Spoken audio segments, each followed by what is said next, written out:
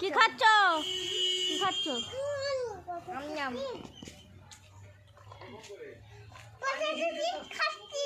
তা আমি একটু কানে কম শুনি, জোরে বলতো। কোথা থেকে কিনেছো? আমার একটু দাও। তা আমার পয়সা আছে নাকি? মিথ্যা কথা বলছি আমি? কোথায় পয়সা? আমি কাজ করিনি। অরওয়ান, কি খাচ্ছ? কি খাচ্ছ?